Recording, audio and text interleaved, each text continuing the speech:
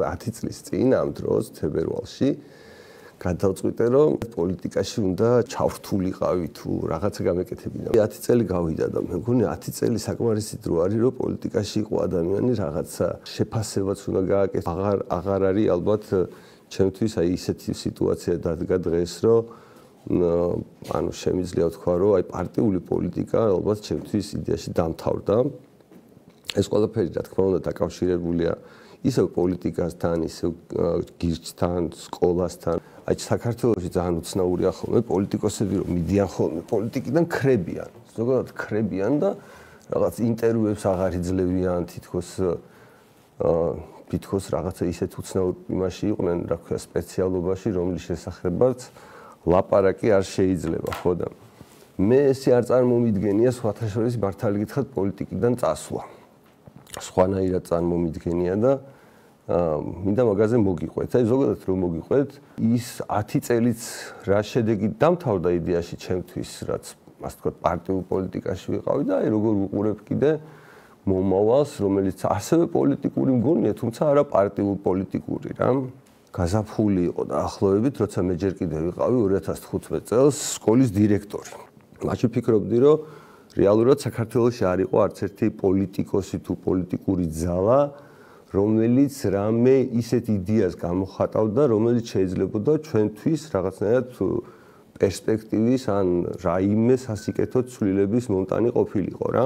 ნუ მაშინ გადავწყვიტე, რომ აუცილებლად რაღაცნაირად თითქოს ვალდებულებასავით იყო, რომ მეცადა და მეგონა რომ იდეაში სწორი რაღაცები მეგონა მაშინაც და დღეს ეს ამბავი რაღაცნაირად სოფლიო დონეზე, სოფლიო მასშტაბით შეიძლება ვთქვათ, რომ ეს იდეები აღარ არის ასეთი რადიკალური ან რაღაცნაირად ნიშური იდეები, რომლებიც მხოლოდ ლიბერტარიანელებს აწუხებთ, ან მხოლოდ რაღაც ავსტრიული ეკონომიკური სკოლის წარმომადგენლებს გონიათ, რომ ადამიანების და კაცობრიობის მთავარი შეცდომაა.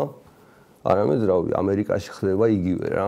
აი ამ ჩემმა 10 წლიანმა პარტიულმა საქმიანობამ თუ 3% მივიღეთ ჩვენ არჩევნებში შეფასების სახით, ამის მიუხედავად უბრალოდ რაღაცა სამყაროში სხვანაირ რეალობაში აფეთქდა ამერიკის შეერთებულ შტატებში. გირჩი ამ 10 წლის განმავლობაში როგორ პროექტად შედგა რა, რომელმაც ყველანაირი იდეაში ტესტები გაიარა. თავიდან რაღაცა უცნაური ადამიანების რაღაც საგანმანათლებლო პროექტი იყო ფაქტიურად ჩათვალეთ, რაღაც აქტივისტური პროექტი იყო, რომელიც რაღაცას ყვიროდა, ისეთ რაღაცას ყვიროდა, რომელიც უბრალოდ ადამიანებისთვის გაუგებარი იყო.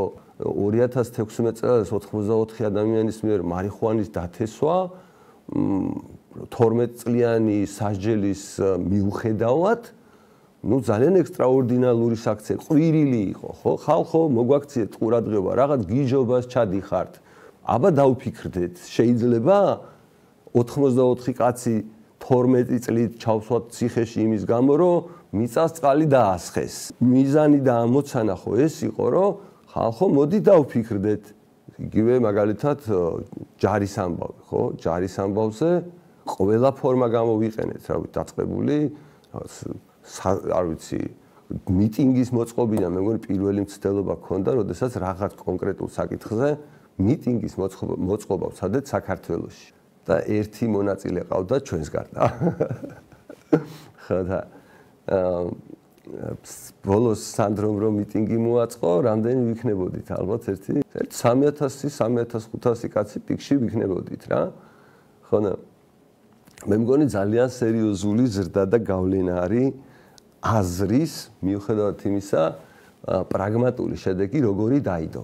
ანუ ის რომ მე რო ვიძახი რომ წავედი პოლიტიკიდან უბრალოდ იმას ნიშნავს რომ არანაირ შემდეგ არჩევნებში არანაირ სიაში არ ვიქნები, მაგრამ ანუ მე უბრალოდ ეგ ვერ წარმომიდგენი აი კვირიკაშვილი რო გაქრა ერთხელ პრემიერ-მინისტრობიდან წავიდა და მე ჟურნალისტებს რო ემალებოდა. ანუ სკოლაში ვიღაცა რომ მოვა და რაღაცას ვკითხავს, ვეთქვი რომ იცი რა, მე პოლიტიკაში აღარ ვერევი, რაღაცა აზრი აღარ გამაჩნდა, დავკარგი აზრი, გამიქრა ტვინში აზრები და აღარ შემიძლია ამ აზრების გამოთქმა. ეგრე ხო ვერ იქნება.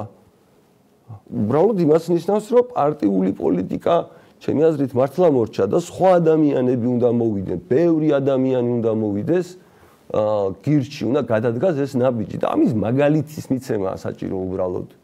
ანუ კონკრეტულად მაგალითი უნდა მივცეთ, რომ აი არსებობს რაღაცა გზები, რომლებიც ადამიანმა უნდა გაიაროს, რაღაცა უნდა ცადოს. ჩემი წასვლა პარტიული პოლიტიკიდან იმასაც ნიშნავს, რომ ჩემი გავლენა, ესეთი პირდაპირ გავლენა პარტიულ სიაზე მკვეთრად შემცირდება, მეც ვაპირებ, რომ გავყიდო ჩემი 10 მილიონი ჯედი და ოღონდ ისე ვთქვათ, მინიმალური ფასი $100,000.